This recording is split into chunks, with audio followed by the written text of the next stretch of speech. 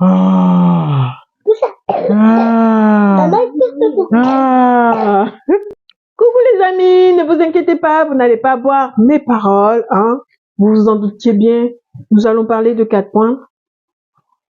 Une recette de cuisine. Parler de recettes de cuisine très brève, hein, ce que vous pouvez faire rapide, facilement, rapidement. Nous allons parler aussi de carnaval, mais très brièvement.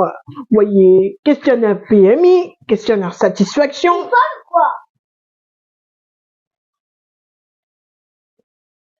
Vous avez entendu?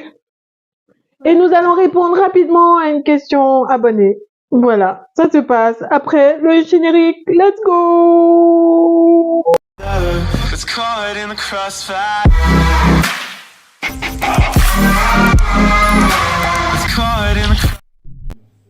Voilà, c'est une recette facile, rapide, qui coûte pas très cher. Franchement, une bonne pâte brisée, du sel, du poivre, 200 ml de lait, 200 ml de crème fraîche.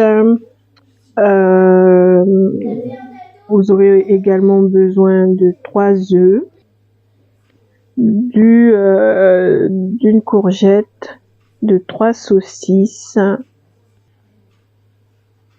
et du comté râpé. Donc, dans un récipient, vous allez rajouter vos œufs, les 200 ml de lait, les 200 ml de crème liquide, les battre énergiquement, sans oublier de rajouter votre sel et votre poivre.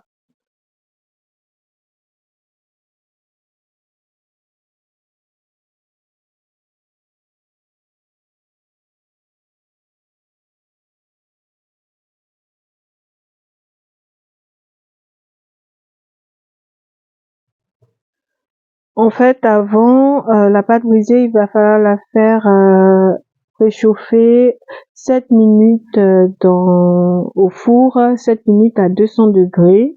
Une fois que cette étape elle est faite, vous tapissez le fond du plat de courgettes, de vos fines lamelles de courgettes. Vous rajoutez votre mélange précédemment battu et puis vous rajoutez ensuite vos saucisses. Et vous finalisez en rajoutant l'emmental par-dessus, le comté, le fromage que vous préférez par-dessus, histoire de gratiner. Vous mettez le tout au four 40 minutes à 200 degrés et ça vous donne cette délicieuse quiche très rapide. Franchement, les enfants se sont régalés.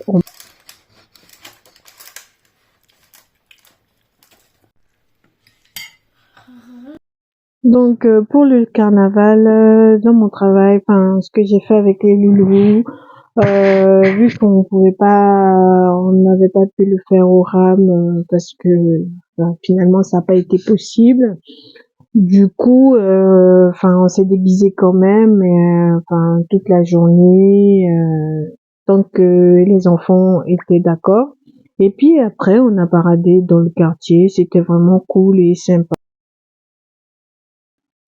Et avant, j'ai posé mes enfants à l'école, voilà, mon cadet, j'ai posé mon aîné, mon cadet, mon aîné, j'ai pas pu l'envoyer à l'école déguisé, hein, parce qu'il est grand maintenant, donc il fallait qu'il se déguise par la suite.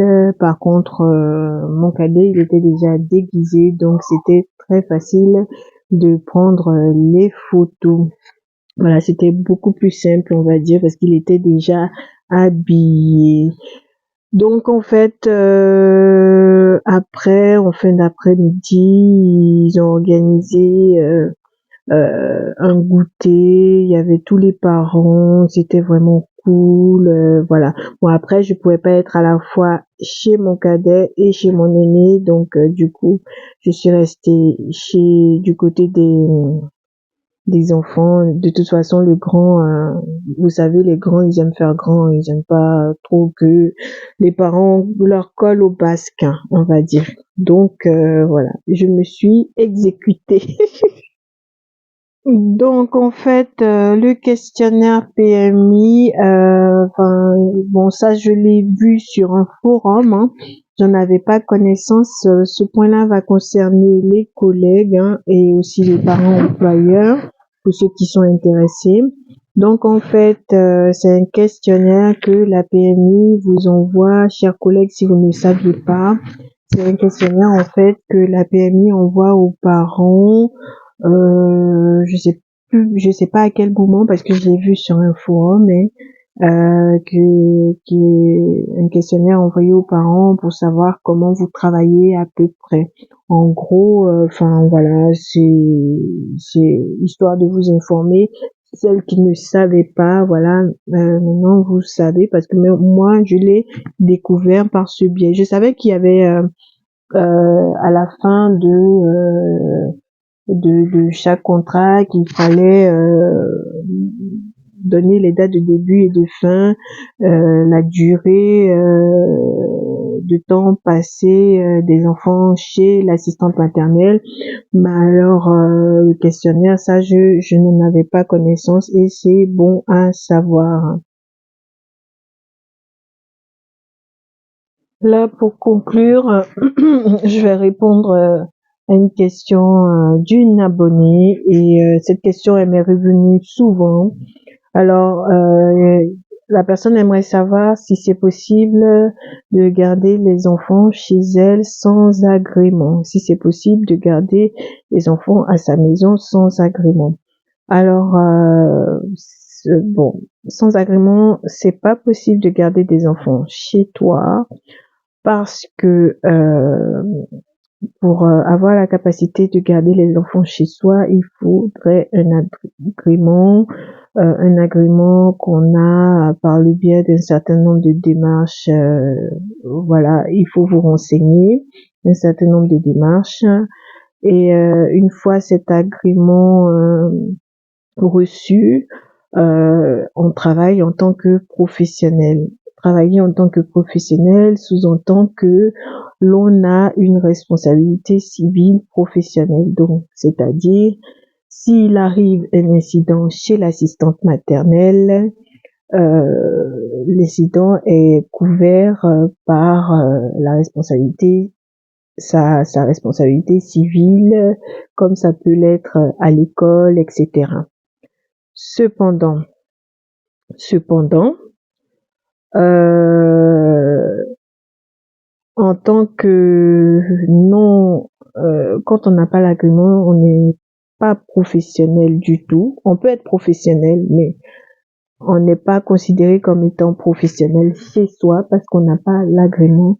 À ce moment-là, pour être dans les clous légaux, il vaudrait mieux aller travailler chez la personne en fait qui vous embauche. C'est-à-dire, au lieu de garder l'enfant chez vous, vous allez travailler directement chez la personne à ce moment-là.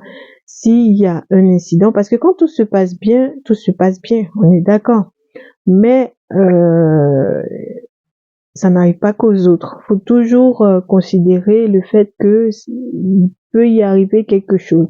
Donc, en tenant en compte le fait qu'il puisse arriver un accident, comme partout, hein, voilà. Il vaut mieux aller travailler sans agrément chez la personne en question ou même dans une crèche. Même dans une crèche, il faut une certaine formation, il faut des diplômes, hein, voilà. Il y a un certain nombre de diplômes qu'on demande. Donc, bon, pour revenir à mon point, donc, si vous n'avez pas l'agrément, il vaut mieux pour vous aller travailler directement chez la personne pour qui vous allez garder les enfants, dans le sens où, s'il y a quelque chose, son assurance va intervenir. Voyez, là, voilà. Au moins, il y a quelque chose qui va intervenir et ça va pas vous incomber parce que quand tout va bien, c'est bien. Mais après, quand ça se gâte, c'est moins bien. Donc, vaut mieux se prémunir de tout ça. Voilà. Et tout ça, bien entendu, pour le bien-être de l'enfant, pour le bien-être des parents et pour une relation de confiance. Voilà. Donc, en gros, pour répondre à ta question, ce n'est pas assistante maternelle qui veut, il faut un agrément pour garder les enfants à ta maison. Voilà. Sinon, il faut aller travailler chez la personne qui t'embauche directement pour éviter tout souci. Bon, sur ce, les amis, j'espère que vos vacances se passent bien, que tout se passe bien pour vous. Bon, là, pour le coup, dans notre zone, c'est la première semaine.